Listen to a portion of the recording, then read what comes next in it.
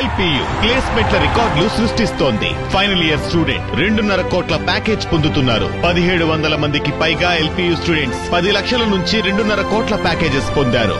విద్యా విప్లవం ప్రారంభమైంది లవ్లీ ప్రొఫెషనల్ యూనివర్సిటీలో. రానున్న 2-3 రోజులు దక్షిణ తెలంగాణ జిల్లాలో భారీ వర్షాలు కురిసే అవకాశం ఉందని హైదరాబాద్ వాతావరణ కేంద్రం తెలిపింది.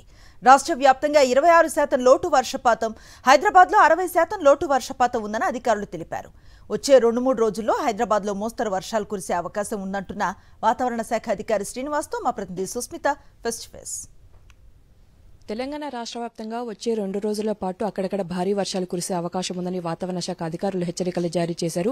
అయితే ఏ ప్రాంతాలు ఏ హెచ్చరికలు జారీ చేశారో అడిగి తెలుసుకునే ప్రయత్నం చేద్దాం. ప్రస్తుతం అంతా వాతావరణ శాఖ అధికారి శ్రీనివాస్ గారు ఉన్నారు. సార్ మాట్లాడించే ప్రయత్నం చేద్దాం. సార్ వచ్చే 2 రోజుల పాటు కూడా భారీ వర్షాలు కురుస్తాయని కూడా చెప్తున్నారు. ఏ అలర్ట్స్ ప్రకటించారు?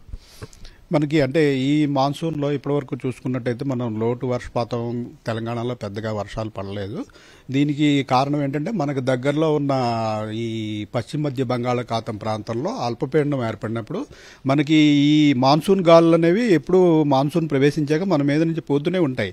అయితే ఏంటంటే దాన్ని అది ల్యాండ్ మీద కొంచెం స్లో అవ్వడానికి ఈ అల్పపీడనం దగ్గర అవి అపసవ్య దిశలో తిరగడం ప్రారంభిస్తాయి. అప్పుడు మనకి మాయిశ్చర్ అక్యుములేషన్ అయ్యి మనకి రెయిన్ఫాల్ పడుతుంది.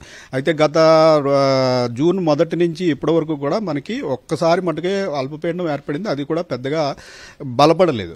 ఇందువల్ల మనకి వర్షపాతం అనేది లేదు. ఇవి ఈ సినాప్టిక్ ఫీచర్స్ లేనందువల్ల ఓవరాల్గా మాన్సూన్ ఉత్తర భారతదేశంలోనూ అలాగే పశ్చిమ తీరంలోనూ యాక్టివ్గా ఉన్నప్పటికీ తెలంగాణలోను ఆంధ్ర ప్రాంతంలోను తెలంగాణకు ఆనుకున్న కొంత మహారాష్ట్ర కర్ణాటక ఈ ప్రాంతాల్లో కొంత లోటు అయితే ఉంది. అయితే ప్రస్తుతం కూడా మనకి ఈ సినాప్టిక్ ఫీచర్స్ ప్రత్యేకించి ఏమీ లేవండి. అయితే ఏంటంటే ఉత్తర భారతదేశంలో 2 అల్పపీడనాలు ఉన్నాయి. ఒక రాజస్థాన్ దగ్గర ఒక అల్పపీడనం, అలాగే బీహార్ ప్రాంతంలో ఒక అల్పపీడనం ఉంది. అలాగే మాన్సూన్ సమయంలో ఏంటంటే ఋతుపవన ద్రోణి అనేది ఉంటుంది. ఈ ద్రోణి పొడుగుతా కూడా ప్రెషర్ చాలా తక్కువ ఉంటుంది.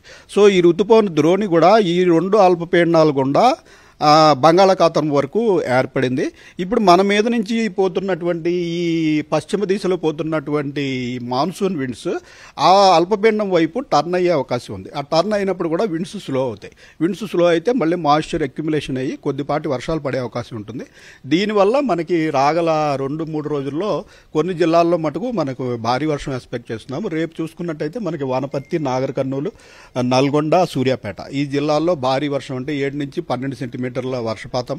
అలాగే మన సిటీలోని 3 జిల్లాల్లో కూడా లైట్ టు మోడరేట్ రెయిన్ రేపు.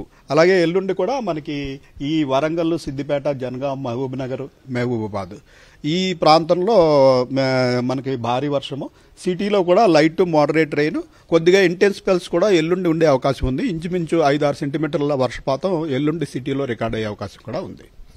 చూసిన కదా మొత్తంగా ఇప్పుడైతే వచ్చే 2-3 రోజుల పాటు అయితే అక్కడక్కడ భారీ వర్షాలు కురిసే అవకాశం ఉంది. జిహెచ్ఎంసీ ప్రాంతంలో మోడరేట్ రైన్స్ ఉండే అవకాశం ఉన్నట్టు కూడా చెప్తున్నారు. పూర్తిగా కూడా ఈ వచ్చే వర్షాలు దక్షిణ తెలంగాణపై మాత్రమే వర్ష ప్రభావం ఉండే అవకాశం ఉంది. ఆ తర్వాత జూలై 4th నుంచి కూడా కొద్దిమేర వర్షపాతం పెరిగే అవకాశం ఉన్నట్టు కూడా తెలుస్తుంది. హైదరాబాద్ అలాగే టోటల్ తెలంగాణ చూసుకుంటే 25% లోటు వర్షపాతం ఉన్నట్టు కూడా చెప్తున్నారు. ఆగస్టు నుంచి కొద్దిమేర పెరిగే అవకాశం ఉన్నట్టు కూడా వాతావరణ శాఖ అధికారులు అయితే చెప్తున్నారు. కెమెరామెన్ నాయుడుతో సుష్మిత, సాక్షి టీవీ, హైదరాబాద్.